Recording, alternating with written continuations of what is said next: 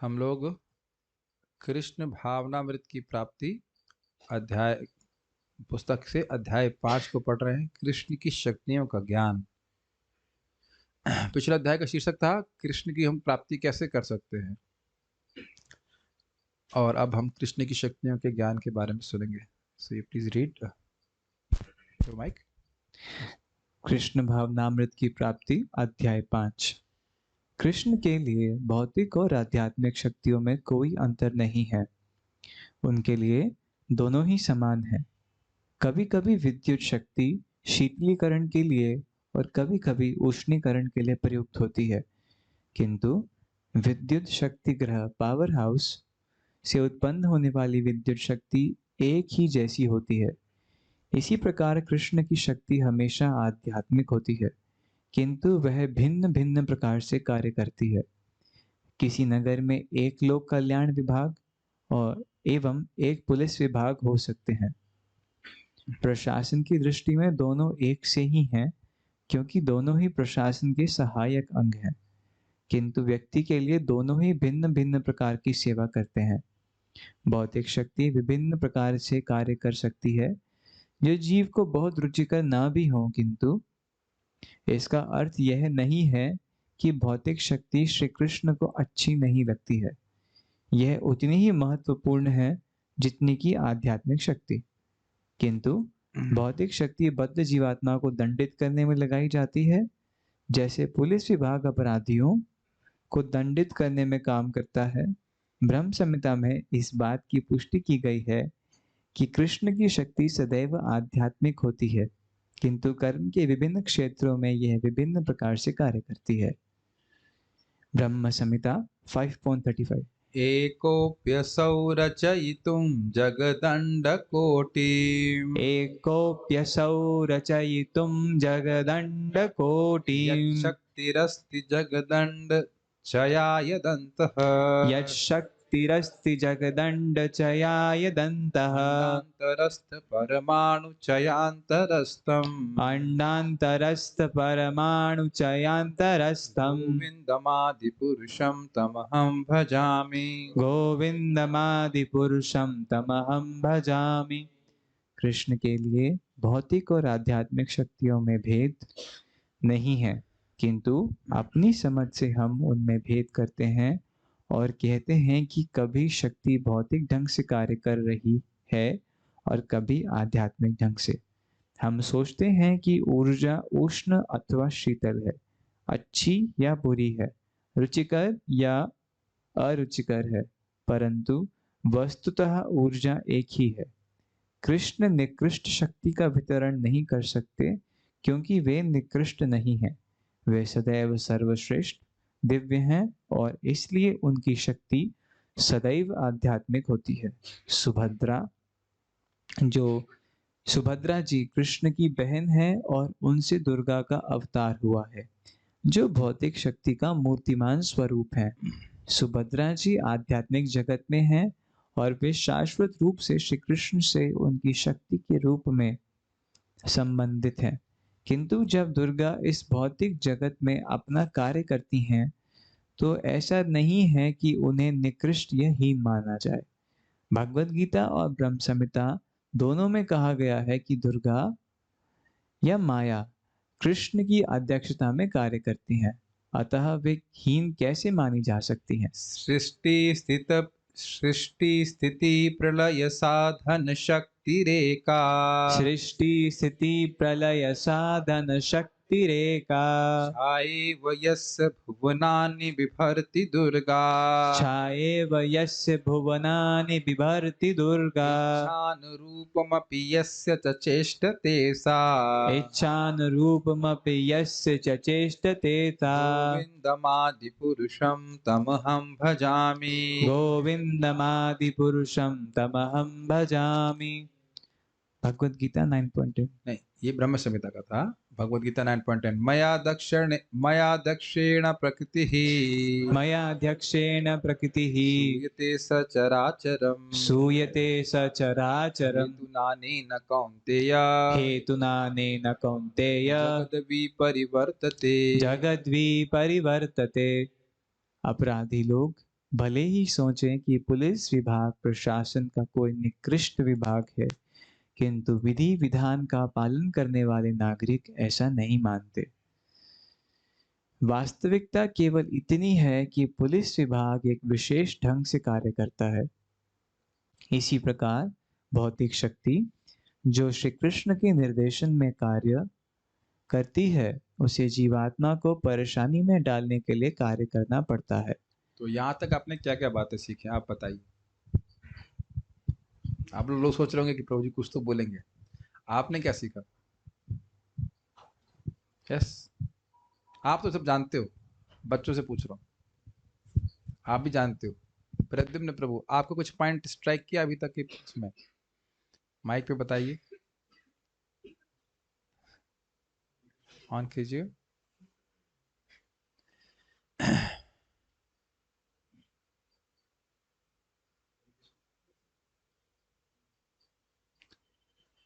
सभी लोग सोच लीजिए, किसी को भी बोल दिया जाएगा यहाँ पे। हरे कृष्ण प्रभु जी। यहाँ उपाधि का भेद नहीं है, यहाँ निरुपाधिक प्रश्न किए जाएंगे। यहाँ दो शक्तियों में कोई अंतर नहीं बताया गया है, भौतिक और आध्यात्मिक। और भौतिक शक्ति को माना गया है कि ये श्री कृष्ण की बहन सुभद्रा के अवतार दुर्गा जी के रूप में काम करती हैं, और इन्हें निकृष्ट नहीं माना जा सकता, क्योंकि श्री कृष्ण की बहन सुभद्रा वो आध्यात्मिक जगत में काम कर रही हैं, और आगे पूरा कीजिए। भौतिक जगत में वो उनकी विस्तार दुर्गा जी के रूप में कार्य कर रही है, और वो श्री कृष्ण की अध्यक्षता में कार्य करती है, इसलिए इसको निकृष्ट नहीं माना जा सकता। अब ये रुचिकर बात है, निकृष्ट क्यों कहा जा रहा है? देखिए, अगर आप कहा जाए कि हमारे चाचा जी पुलिस विभाग में एसपी हैं, तो आपको गर्व होगा कि नहीं? लोग प्राय बोलते हैं ना, हमारे चाचा जी, हमारे ताऊ जी, जो कुछ भी, हमारे मामा जी पुलिस विभाग में एसपी हैं। और अगर कहें कि हमारे मामा जी इरिगेशन डिपार्टमेंट में, या ऐसे हमारे मामा जी इलेक्ट्रिकल डिपार्टमेंट में ऐसी हैं, सीनियर इंजीनियर हैं, तो बिजली देने वाला एक मतलब सिविल डिपार्टमेंट कह लीजिए, और पुलिस डिपार्टमेंट, दोनों ही तो लोक कल्याण के लिए है। लेकिन जो चोर है, अब वो उसी मामा जी को मामा जी के रूप में नहीं देखेगा, उसको देखेगा ये तो खतरनाक एसपी है, ये तो घूस नहीं स्वीकार करता है, ये तो बहुत पिटाई करता है या पिटाई करवाता है, जेल में डाल देगा। तो ये दृष्टि का भेद किसकी तरफ से? व्यक्ति की तरफ से है कि नहीं? सरकार की तरफ से दोनों सरकार के ही भाग हैं, और दोनों ही महत्वपूर्ण है, क्योंकि लोगों के कल्याण के लिए जरूरी है कि पुलिस विभाग भी हो, तो पुलिस विभाग भी एक दृष्टि से लोक कल्याण के लिए, गलत तो नहीं है। क्योंकि कुछ ऐसे लोग हैं जो लोगों का अकल्याण करने में बड़ी रुचि दिखाते हैं। तो अब आप समझ गए, क्या निकृष्ट नहीं है, उसका एक विशेष प्रयोजन है पुलिस विभाग का। उसी प्रकार से माया का एक विशेष प्रयोजन है। तो अब बड़ा स्पष्ट उत्तर, मतलब उपमा प्रपात दे रहे हैं, दृष्टांत दे रहे हैं कि जैसे पुलिस विभाग का क्या कार्य है, जो हूण बदमाश हैं उनको मार पीट के जैसे भी करके ठीक करके सुधार दिया जाए। एक्चुअली ये उद्देश्य ही होता है, ऐसा नहीं इनको खाली जेल भरने में कुछ सुख मिल रहा है। उसी प्रकार से माया का क्या कार्य है, समझ रहे हैं? दुर्गा देवी का मार पीट के ताप दे करके जीवों को भगवान की तरफ उन्मुख किया जाए। दूसरा उदाहरण यहाँ पे क्या दिया गया है? बिजली का उदाहरण बहुत सुंदर दिया है। हमारे अयोध्या से आए हुए प्रभु जी बताएंगे, सर्वेश प्रभु, उसमें क्या प्रकाश डाल, कुछ क्या कहना चाह रहे हैं प्रभुपाद? प्रभुपाद ने दो चीजें बताई थी कि बिजली है, लेकिन उसके प्रभाव हीटर के रूप में होता है और एसी के रूप में होता है, एक ठंडा और एक गर्म। और इसके पीछे कौन है? ये बिजली एक ही है, लेकिन गर्म और सर्दी प्रभाव उत्पन्न करने के पीछे कौन है?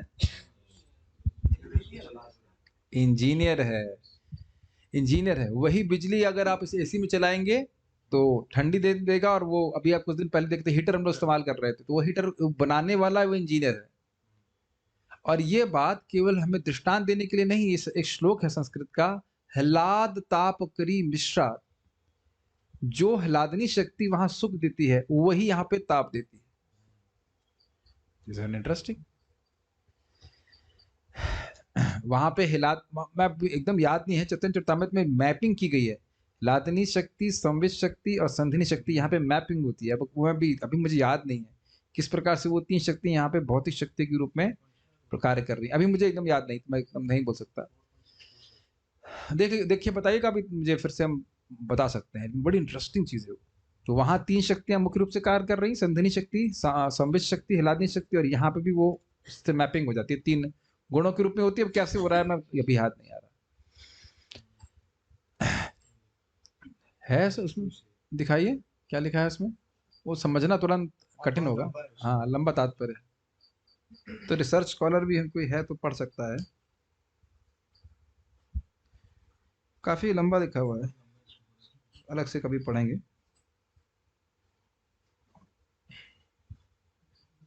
तो ठीक है, जो लोग पढ़ना चाहते हैं उसे पढ़ सकते हैं। चैतन्य चरितामृत आदि लीला 4th चैप्टर 62 श्लोक। बाद में पढ़ूंगा तो उसके बाद में दोबारा से समझा सकता हूँ, लेकिन ये बात है। तो अगर आप देख लीजिए, बहुत सिंपल शब्दों में प्रभुपाद जी कहते हैं, matter engaged in Krishna service regains its spiritual qualities. Ashutosh प्रभु रिपीट कीजिए मैंने क्या बोला।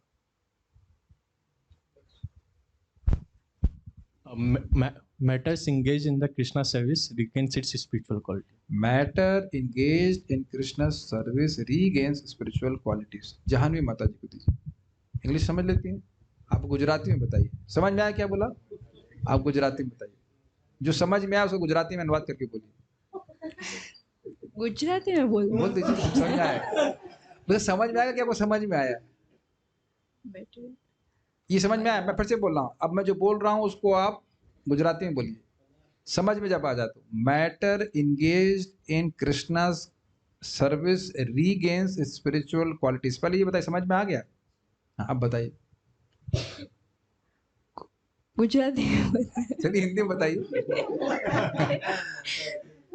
हिंदी में बताइए। किसी भी चीज को अगर कृष्ण भगवान की सेवा में लगाया जाए तो वो अपने आध्यात्मिक रूप वापस प्राप्त कर लेता है। अच्छा, अब उसका उदाहरण बताइए। प्रसाद नहीं खाते हैं? हाँ जी, तो प्रसाद आध्यात्मिक है कि भौतिक है? आध्यात्मिक। समझ में आ गया? हरे कृष्ण मंत्र भी हम लोग बोलते हैं, तो क्या वो जीभ तो वही है ना? आप एक बार एक्सपेरिमेंट करना, बाथरूम में शीशे के सामने जाना, जीभ को अच्छे से साफ करना और उसके बाद हरे कृष्ण बोलना, फिर जीभ बाहर निकाल के दिखना, अरे तो वही वही जीभ है, वही जीभ है कि नहीं? अच्छा, ये जो फूल अभी आपके सामने है, इसको आप बड़े जो भगवान को अर्पित किए गए, बड़े सम्मान से हम ग्रहण करते हैं कि नहीं? उस पर हम प्रयास करते हैं कि उस पर हमारा पाँव नहीं पड़े।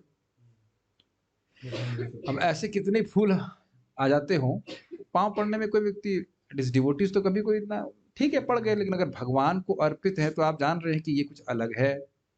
भगवान का चरणामृत, डज दैट मेक सेंस? भाई उससे पहले क्या वही दूध था, घी था, जो भी रहा, उसके बाद भगवान को अर्पित होने के बाद उसमें आप जानते हैं कितनी शक्ति जाती है। क्या श्लोक तो मैं भूल रहा हूँ अभी, लेकिन बोली बहुत सुंदर श्लोक है। अकाल क्या है? हाँ बोली, मैं बोली। अकाल मृत्यु हरणम सर्ववादि व्याधि विनाशनम श्री राधा कृष्ण श्री गौर निताय कृष्ण बलराम चरणम पादोदकम पीत्वा। संस्कृत के श्लोक चेंज नहीं कीजिए, जो संस्कृत है वैसे रखिए। विष्णोर पादोदकम पीत्वा शिरसि धारयामि हम या पुनर्जन्म न विद्यते। हाँ, कि अकाल मृत्यु हरणम, अकाल मृत्यु को हरण करने वाला है। आगे सर्व व्याधि विनाशनम, सारी व्याधियों को विनाश करने वाला है। और विष्णु चरणोदकम पीत्वा, भगवान के चरण का जल पीने के बाद शिरसि धारयामि हम, या सिर पे धारण करना चाहिए, या मतलब जो बच जाता है उसको सर पे पहुंच लेना चाहिए, पुनर्जन्म न विद्यते। या फिर उसका दूसरा है, आगे भी श्लोक है कि दोबारा व्यक्ति का जन्म नहीं होगा। अब देखने में उसमें कितनी पोटेंसी आ जा रही है, ये सब बातें हैं। तो ये आप मैं इस सब बातें की व्याख्या कर रहा हूं, समझ रहे हैं? वस्तुतः भौतिक शक्ति के ऊपर एक आवरण मात्र है, जो उसके ऐसे प्रभात कहते हैं, Brahman covered by Maya is matter.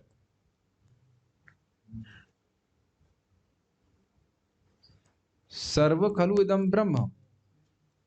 ब्रह्म माया के आवरण से ढका होने के कारण उसके आत्मिक गुण को हम समझ नहीं पा रहे। तो जैसे जैसे माया का आवरण हटेगा, उसकी आध्यात्मिकता का अनुभव हमको होगा। प्रभुपाद जी का कोटेशन यही कृष्ण हॉल में लगा हुआ है, जैसे जैसे तुम्हारा हृदय शुद्ध होगा, तुम वस्तुओं के आध्यात्मिक स्वरूप को समझने के सामर्थ्य को जागृत कर पाओगे। This is the point. अच्छा, अगर पूछ भी ले जाए कि आपको या मुझको इसमें आध्यात्मिक दिखता क्या है, कुछ भी नहीं, कुछ भी आध्यात्मिक दिखता ही नहीं है। सब कुछ तो, जो वस्तु आध्यात्मिक है वह भी आध्यात्मिक नहीं दिखती, इतनी हमारी जड़ दृष्टि है। तो अब ये भेद कैसे करोगे कि भौतिक शक्ति क्या है और आध्यात्मिक शक्ति क्या है? ये तो शास्त्र से श्रवण करना पड़ेगा। मेरी बात आप समझ पा रहे हैं? हर चीज तो जड़ ही दिखाई पड़ रही है, खुद भी हम अपने आप को ही जड़ देख रहे हैं, शरीर ही मान रहे। तो आध्यात्मिक देखने की क्षमता कहाँ है हमारे पास? कोई विरोध? तो इसलिए वो भेद भी हमको भगवान शास्त्र के आधार पर स्वीकार करना पड़ेगा कि नहीं, ये सब अलग है। यद्यपि अनुभूति हमको होती भी है। आप देखिए प्रसाद, अब ठंडा भी प्रसाद खाते हैं, अलग टेस्ट लगता है।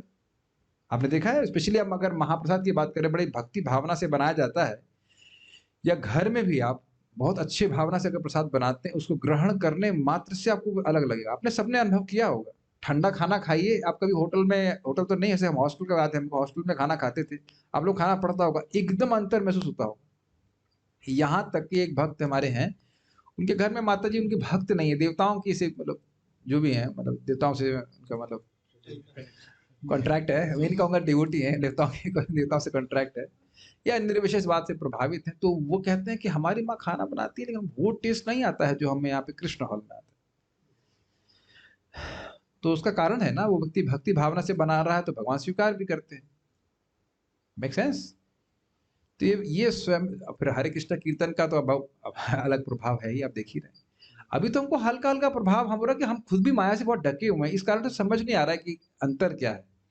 लेकिन अंतर बड़ा स्पष्ट हम यहाँ पे देख रहे हैं कि माया शक्ति जीव को परेशानी में डालने के लिए कार्य करती है। नहीं नहीं, ऐसे नहीं, उसे जीवात्मा को परेशानी में डालने के लिए कार्य करना पड़ता है। मैं पहली बात जो बोल दिया था वो थोड़ी सी उसमें त्रुटि है। क्या त्रुटि है?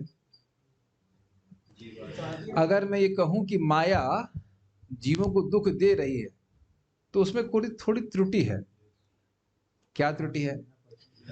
देना वाला, ऐसा लग रहा है कि माया को बहुत मजा आ रहा है जूते मारने में जूते मारने में, कष्ट देने में, 3 प्रकार के ताप देने में। एक्चुअली प्रभुपाद यहाँ पे क्या कह रहे हैं? परेशानी में डालने के लिए कार्य करना पड़ता है।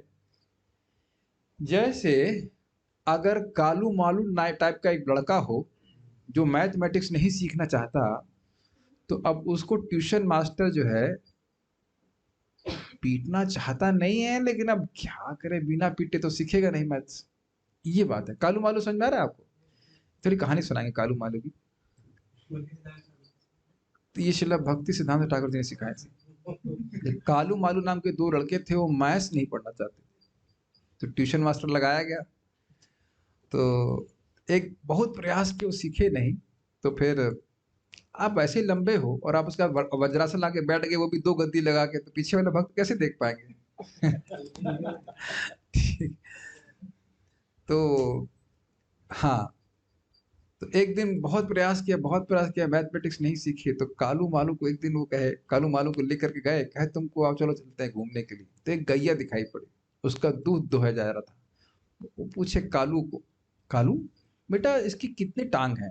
कह रहा था 1 2 3। इतने में मालू चिल्ला, अरे तेरे को मैं सिखा रहा है मैं सिखा रहा।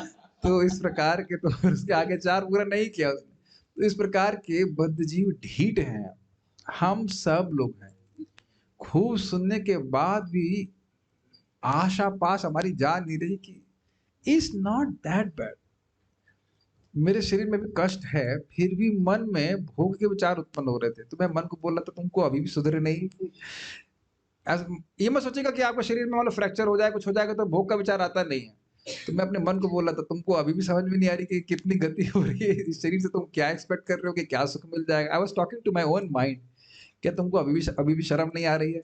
इस तरह के प्रलोभन तुम मुझको दे रहे हो कि तुमको समझ में नहीं आ रहा कि कितना कष्ट है शरीर में। ठीक, तो आप ये मानते हैं, समझते हैं कि अगर कष्ट ना हो तो हम कभी भी भगवान की ओर उन्मुख होंगे ही नहीं। जब 3 प्रकार के तापों में तला जा रहा है लिटरली, तब तो हमारी मति भगवान में जा नहीं रही है। अगर कुछ क्षण के लिए शांति दे दी जाए तब तो बताइए फिर क्या हालत होगी। जो मेरे मन में स्मृति आ रही है, जगन्नाथ रथ यात्रा दिल्ली में हो रही है, मैं पहले भी बता चुका हूँ, तो व्यक्ति जेब कतरा रहा होगा, तो उसको पुलिस मतलब बाल पकड़ के धाए धाए चाटे मार रही है। हम लोग को तो देख करके दिल दहल रहा था, भाई एक भी पड़ेगा तो हम तो भी बेहोश हो जाएंगे। अब क्या पुलिस को बड़ा अच्छा लग रहा है कि सुबह से कोई चाटे मारने को नहीं मिला तो उसको मारे, लेकिन अब वो व्यक्ति देखो ना, रथ यात्रा में यही सोच रहा है कि कैसे मैं लोग की जेब काटूं, तो अब उसके लिए पुलिस को ब्लेम किया जाएगा ना? नहीं किया जाएगा। तो इसलिए प्रभुपाद से कहते हैं thankless task, nobody thanks Durga Devi कि आप हमको 3 ताप दे रही हैं। हे दुर्गा देवी, सुख मिटे तन का कष्ट आए दे, ऐसे तो नहीं बोलते, है कि नहीं? ये बात ध्यान रखिएगा कि दुर्गा जी की उपासना कर रहे हैं तो इसका मतलब ये नहीं कि वो पीटेंगे नहीं। ये इल्यूजन है ना कि हमारे घर में धन आएगा और बच्चे हो जाएंगे, हो जाएगा, इसका अर्थ यह नहीं है कि वो पीटेंगे नहीं। भगवान से विद्रोह रहेगा तो दुर्गा जी 3 ताप देने में लगी रहेंगी। वो अलग बात है कि भौतिक वस्तु दे देती हैं जल्दी, लेकिन ऐसा नहीं कि 3 ताप बंद हो जाएंगे। तापत्रय उन्मूलन तो केवल श्रीमद् भागवत भगवान की भक्ति के द्वारा ही हो सकता है। तो उम्मीद है कि समझ में आ रहा होगा। आध्यात्मिक शक्ति जीव को प्रेरणा देती है भगवान की सेवा में नियोजित होने के लिए। ठीक है, ओके। कुछ भक्त लोग कमेंट्स कर रहे हैं क्या?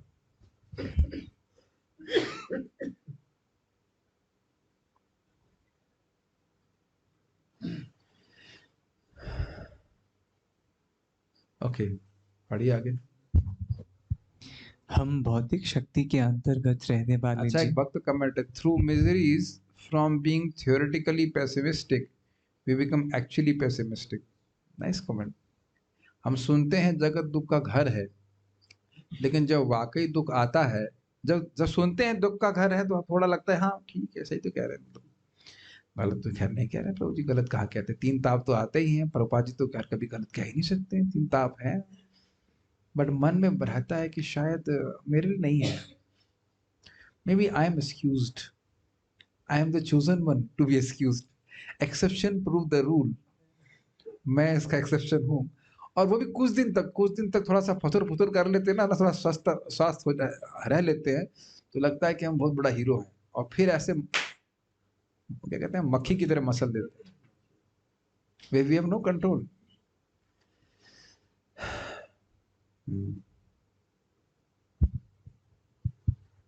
ठीक है, आगे पढ़ते हैं।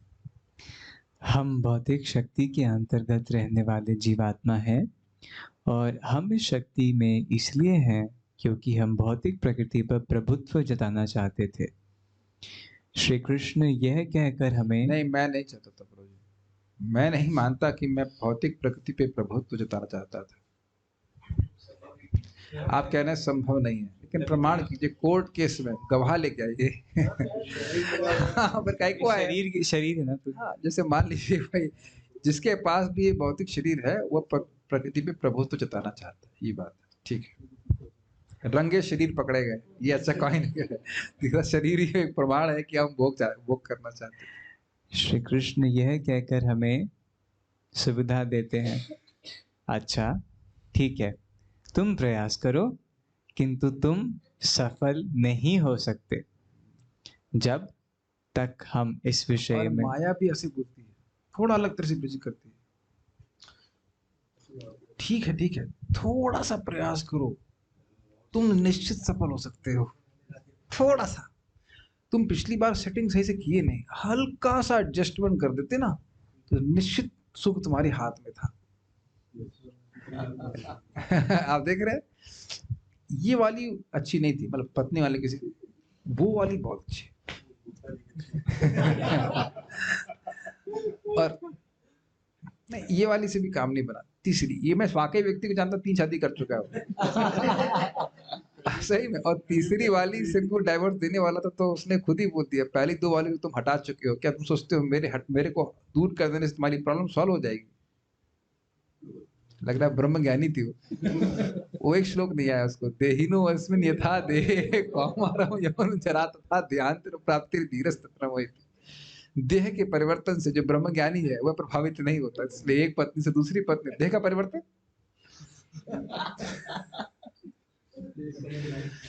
कहाँ कहाँ व्यवस्था करते हैं ना। सब्जी में थोड़ी सी कड़ी पत्ता और होता तो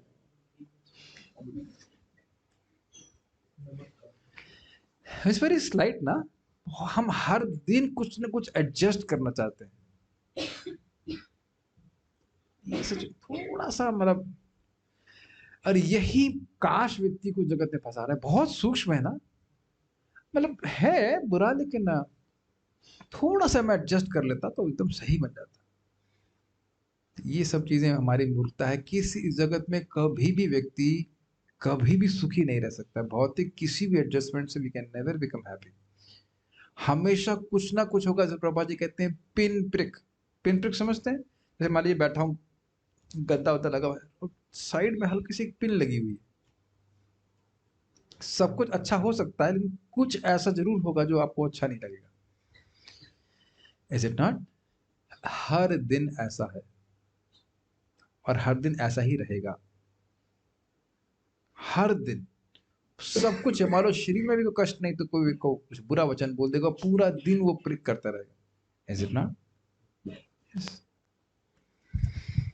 पढ़िए। जब तक हम इस विषय में अंधकार में हैं कि प्रकृति के नियम श्री कृष्ण के सर्वोच्च निर्देशन में किस प्रकार कार्यान्वित होते हैं, तब तक हम अपने कार्यों में विफल होते रहेंगे। श्लोक है भागवत का, पराभवस्तावद अबोध जातो यावन्न जिज्ञासितमात्म तत्वम्।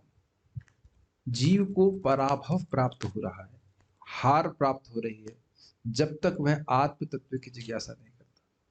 बहुत अच्छी बात है। अब देख रहे हैं शब्द क्या है कि ये भौतिक प्रकृति भगवान के सर्वोच्च निर्देशन में कार्य करती है। भगवान ने निर्देशित किया कि जब तक ये विद्रोह करता रहे इसको मारते रहो।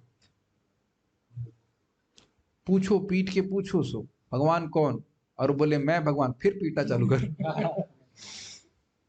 I want to crack jokes, but होता है ना, मान लो कोई दो लोग झगड़ रहे हैं और एक वक्त कमजोर है लेकिन है जिद्दी, तो खूब चाटे पड़ रहे हो। अच्छा आप बोलो भगवान कृष्ण को भगवान स्वीकार करते हो? नहीं मैं भगवान, फिर पाटना चालू करें।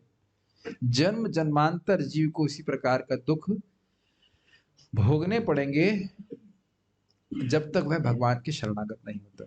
तपंति तापहि पतंति पर्वतात वदंति वादय यजंति यागई हरिम बिना नैव मृत्युम तरंति। खूब तपस्या कर लो, पर्वतों से कूद जाओ, यज्ञ कर लो, वेदवाद बहुत सारे वाद पढ़ लो, लेकिन अटंतु तीर्थानि पतन, मैं श्लोक में मिक्सअप कर रहा हूं, सारे तीर्थों में भ्रमण कर लो, लेकिन अगर हरि की शरण नहीं लेते हैं तो मृत्यु को पार नहीं कर सकते। यही बात बोल रहे हैं। 12 बड़ा इंटरेस्टिंग है। तब तक हम अपने कार्य में विफल होते रहेंगे। That's very interesting isn't it? चाहे इस जगत में हम कितने भी महान हों, अगर हम दोबारा जन्म लिए तो सारे कार्य विफल हुए कि नहीं, और हम बाकी कुछ भी नहीं कर पाए, मृत्यु को लांघ गए तो सफल हो गए कि नहीं। मैं जब इस पे रिफ्लेक्ट कर रहा था कि कई बार भक्तों को लोग बोलते हैं तुम लोग कुछ कर नहीं रहे हो, लेकिन फिलिंग द ब्लैंक्स नहीं करते। तुम लोग कुछ कर नहीं रहे हो जगत में बंधने के लिए। Is it not? यज्ञार्थात कर्मणो अन्यत्र लोकोयम कर्म बंधना। कृष्ण के लिए जो किया गया कर्म के अलावा जो कोई भी कर्म है वो बंधन के लिए। तो अब बताइए कि कृष्ण के अलावा हमें कोई कर्म करना चाहिए क्या? इस जगत में बंधे रहना कोई बहुत अच्छी बात है? तो अगर भक्त लोग निरंतर भगवान की सेवा में लगे हुए हैं तो बुद्धिमानी है ना। और वह लोग इस बात को कड़ाई करके बोल रहे हैं कि तुम इस जगत में ऐसा क्यों कुछ कार्य नहीं करते जिससे तुम बंध जाओ।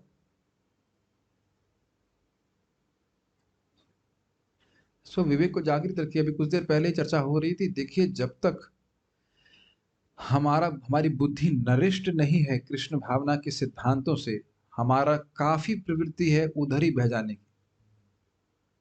जो कार्य हमको बंधन में डालेंगे उनमें करने की प्रवृत्ति रहती है जीव की। So we have to be convinced कि जो हम ये कार्य कर रहे हैं ये हमें मुक्ति के पथ पे अग्रसर कर रहा है। इससे पहले हम आगे जाएं, पता नहीं कितना समय, कुछ समय आगे जाने के लिए रिफ्लेक्ट कि जिन जिन रिश्तेदारों ने शरीर छोड़ा है आपके बिना भक्ति किए, उनके जीवन के किए गए कार्यों का क्या महत्व है। मैं कई बार आप लोग को इस पर मनन करवा चुका हूं और फिर बोल रहा हूं इस बात। तब आप कभी नहीं सोचेंगे कि हमसे बहुत तपस्या करवाई जा रही है या कुछ और कुछ कार्य कराया जा रहा है। क्या सभी लोग एक रिश्तेदार का स्मरण कर सकते हैं जिन्होंने भक्ति किए बिना शरीर छोड़ दिया? अब वो कहाँ हैं? Lost. It is frightening. Lost. मैं बोल रहा हूं लॉस्ट, तो आप भावना समझ पा रहे हैं? प्रकृति के नियम के अनुसार वो कहाँ गए होंगे इसका कोई अंदाजा आप नहीं लगा सकते। कब उनको मानव जीवन मिलेगा, क्या उनको हरे कृष्ण मंत्र मिलेगा या नहीं मिलेगा, ये बहुत ही भयावह है।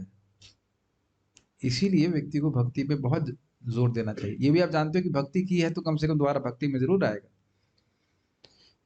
इसलिए भक्ति का आग्रह होना चाहिए। और उस पर थोड़ा विचार कीजिए। महाराज बोल रहे थे, एक भक्त बोल रहे थे कि हम भगवान की लीलाओं में कब प्रवेश करेंगे। तो भगवान कृष्ण की प्रमुख लीला है ना रास लीला। मैं तो खाली विचार कर रहा था, अनुभूति तो नहीं है इस पे। जब हम हरे कृष्णा कृष्णा कृष्णा हरे हरे, हरे राम राम राम हरे हरे ये बोलते हैं, तो प्रभुपाद जी समझाते हैं कि श्री श्री राधा कृष्ण हमारी जीभ पे नृत्य कर रहे हैं। तो आपकी जीभ क्या बन गई? शब्द तो यही कहा जाएगा कि रासस्थली बन गई। अभी बात बड़ी उच्च है मेरे लिए बोलना, क्योंकि उसका अनुभव मुझको नहीं है, लेकिन यह तो आप मान रहे हैं कि ये बहुत बड़ी सुविधा, प्रिविलेज हमको दी जा रही है। अब हमको कैसा लग रहा है वो हमारी अविद्या के कारण अलग बात है, लेकिन is it not amazing privilege? तो नहीं सुनने के कारण व्यक्ति इसके महत्व को नहीं समझेगा, उसको छोड़ देगा, नहीं करेगा गंभीरता से, जैसे भी कह लीजिए। लेकिन अगर भगवान की भक्ति नहीं कर रहे हैं तो भौतिक प्रकृति के अंतर्गत जो भी कार्य कर रहे हैं वो हमको पराभव की ही प्राप्ति कराएंगे। ये विचार हमारे ऊपर है कि हम क्या करना चाहते हैं। एक दो लाइन और पढ़ी फिर रुक जाते हैं।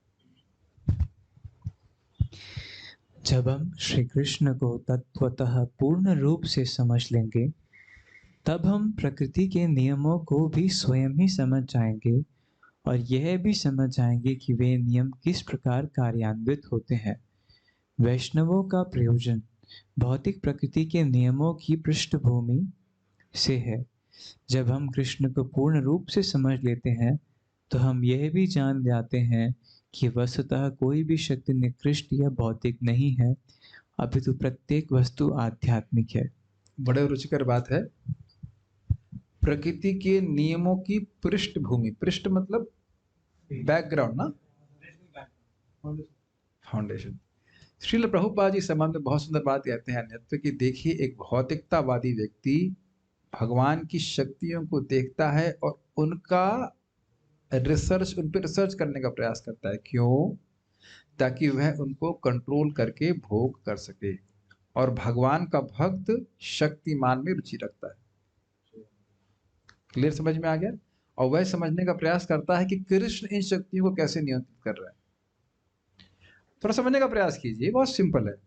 फूल भगवान की शक्ति से आया कि नहीं? अब भक्त समझता है कि यह फूल भगवान की शक्ति से आया। जैसे ही ये फूल मैं भगवान को देने के लिए सोचता हूं, वह फूल तुरंत ही आध्यात्मिक हो जाता है। तो फूल को भी देख रहा है, लेकिन उसको बनाने वाले सृष्टा को भी देख रहा है और उसको सेवा में नियोजित कर रहा है। ये आर्ट केवल भक्तों को पता है, और बाहर के लोग केवल उसको भावुकता मानेंगे और इस विज्ञान से वो अछूते रह जाएंगे। बस वो सोचेंगे कि फूल सुंदर है, उसका वॉटेवर उसका बायोलॉजिकल एनालिसिस करेंगे और खुद सूंघेंगे, ऐसा करेंगे। ये एक भौतिकतावादी और आध्यात्मिकवादी में बहुत बड़ा अंतर है। उच्च धरातल के बारे में पढ़िए। हम यह समझ सकते हैं कि उच्चतर धरातल पर हम जो कुछ अनुभव कर रहे हैं वह सब भगवान की विभिन्न शक्तियों की क्रियाएं और प्रतिक्रियाएं हैं। जब हम कृष्ण को पूर्णतया समझ लेंगे तब निकृष्ट और उत्कृष्ट शक्तियों के ये भेद लुप्त हो जाएंगे। ओके, एक बात पे हम यहाँ पे रुकेंगे। बस समझना ये होगा कि देखिए, इस जगत की हर वस्तु भगवान की शक्ति है। और यहाँ से कौन सा सिद्धांत आ रहा है? युक्त वैराग्य का। तो भक्त लोग भोग दृष्टि से वस्तु को नहीं देखते, बल्कि समझ रहे कि सारी वस्तु भगवान की शक्ति हैं और उनका उपयोग भगवान की सेवा में करते हैं। तो उस दृष्टि से सभी कुछ आध्यात्मिक हो जाता है। यद्यपि एक भेद है कि वस्तुएं ये कॉन्शियस नहीं हो जाती हैं। ऐसा नहीं कि ये माइक अब ये व्यक्ति हो जाएगा, ऐसा नहीं होगा। लेकिन भगवान की सेवा में उपयोग करने से इसका आध्यात्मिकीकरण कह लीजिए इस प्रकार का हो जाता है, स्पिरिचुअलाइजेशन हो जाता है। We shall stop here if there are no comments. Okay, no comments, so we shall stop here. Srila Prabhupada की जय। आगे हम बातें सुनेंगे। श्रील प्रभुपाद की जय। गौर प्रेमानंदे।